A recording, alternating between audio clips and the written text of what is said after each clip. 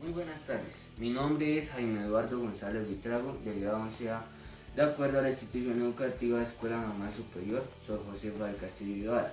En el día de hoy les voy a hacer una exposición acerca de la masacre de las caucheras. Ocurría en el Amazonas a partir de hace más o menos 100 años atrás.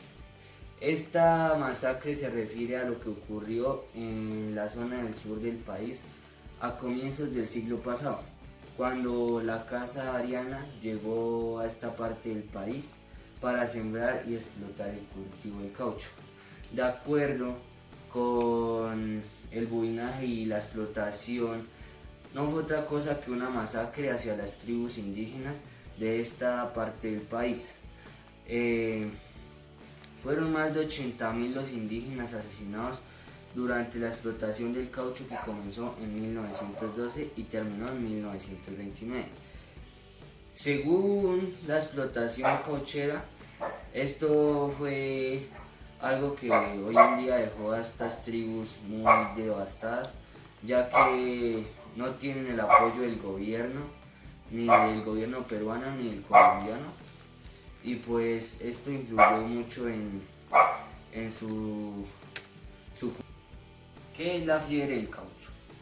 La fiebre del caucho vivió su auge entre 1879 y 1912, experimentando tiempo después un renacimiento entre los años de 1942 y 1945, el cual era una época difícil de la extracción del caucho. ¿Pero qué es el caucho? El caucho es aquel jugo que se denomina látex. Es una variedad de planta o árboles de gran tamaño. Hay diversas variedades de gomas, entre ellas el jeve, la balata, el gutapercha. Los árboles que proveen esta sustancia son las cebeas y entre otras. Los indígenas de la región amazónica han recordado en silencio durante aproximadamente 100 años la humillación, el dolor y la muerte ocasionados por los explotadores de caucho en estas provincias. Uno de los gestores más grandes de esta explotación de caucho fue Julio César Arana. Pero ¿quién es Julio César Arana del Águila? Fue un empresario, cauchero y político peruano, el cual tuvo una cuantiosa fortuna con la explotación del caucho en la región amazónica. Su empresa estaba vinculada en Londres y Inglaterra.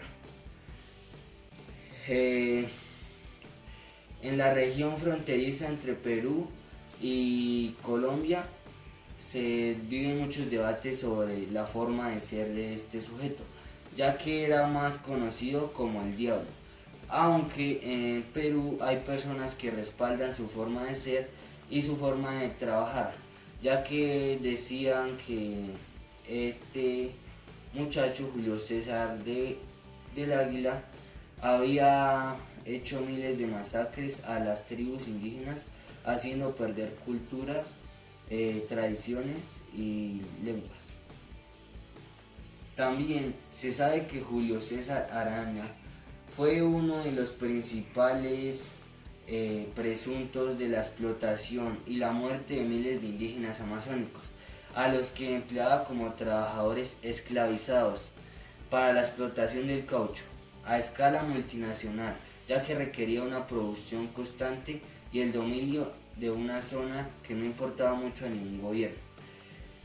El esquema empresarial de Arana y otros caucheros no era viable sin una política de terror, crueldad y sadismo hacia las tribus indígenas.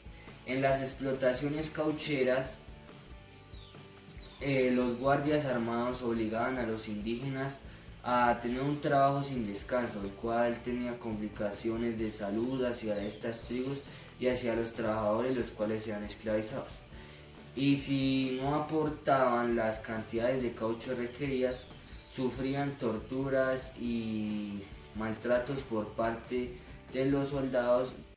Otro personaje importante en esta masacre y en estos relatos es José Eustacio Rivera Salas, el cual fue el autor de La Vorágine, una obra poética reconocida a nivel mundial y reconocida a nivel latinoamericano por tener una historia trascendental y tratar y relatar contenidos históricos. Pero ¿quién fue José Eustacio Rivera Salas? Él nació en San Mateo Rivera, Huila, el 19 de febrero de 1888 y murió en Nueva York el 1 de diciembre de 1928. Fue un escritor colombiano destacado por su obra, como ya lo había dicho anteriormente, por su obra poética La Vorágine, la cual hace un reencuentro considerada como un clásico de la literatura hispanoamericana. Es una de las más importantes no solo de la literatura colombiana, sino de la literatura hispanoamericana, hasta el punto de ser considerada por muchos como la gran novela de la selva latinoamericana. Relata en primera persona la aventura de Arturo Cobo, uno de los personajes principales de La Vorágine, quien huye de las convenciones sociales de la estrecha sociedad colombiana al principio del siglo XX. Esa huida lo lleva a los llanos orientales, extensa región de caudalosos ríos, donde se separa interpreta. La búsqueda de Alicia lo llevará a la selva de la Amazonía colombiana, donde Arturo será testigo de la penosa esclavitud de los trabajadores que extraen el caucho por parte de la casa peruana Arana. La selva, sus ritos ancestrales y sus alucinaciones y la lucha inalcanzable para sobrevivir en ella son los protagonistas de esta novela que narra además la tragedia social que padece Colombia. Se considera una novela moderna que quiebra el romanticismo y el costumbrismo que hasta el momento habían denominado la novela colombiana. Un libro desencarnado sobre la verdadera selva, la vida de un hombre que viaja en todos azares del destino. Esto conlleva una relación muy llamativa entre la vorágine y la crisis cauchera ocurrida hace más de 100 años, ya que José Luis Rivera en sus escritos conlleva la realidad que sufrieron los indígenas en esta tragedia cauchera. Cabe resaltar que hoy en día estas tribus indígenas están llegando al holocausto indígena por el olvido estatal, ya que ellos en una entrevista que hacían Noticias Caracol exponían que el gobierno los tiene muy abandonados, de tal forma que ni la salud ni la educación, cosas prioritarias de la vida, no les llegan a sus viviendas.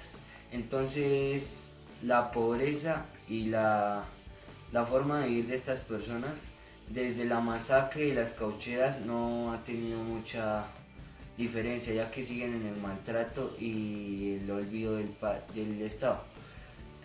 También cabe resaltar otro punto de vista sobre los rasgos que deja esta masacre son la ciudad de Iquitos en Perú, la cual es una ciudad entre la selva y rodeada del río más caudaloso del planeta, la cual cuenta con 84 ciudades declaradas Patrimonio Universal por sus rasgos y contenido en estas, y pues también en sus calles, en sus alrededores se puede ver el relato de cómo fue esta masacre, la cual sufrieron las tribus tales como...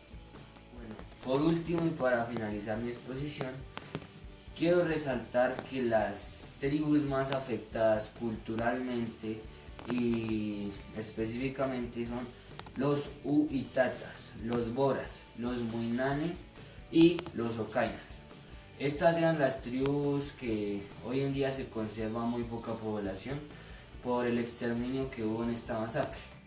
Más sin embargo, la pérdida de cultura es indescriptible, ya que esta gente se vio muy abolida por las aseveraciones de estos caucheros. Entonces, muchas gracias y Buenas tardes.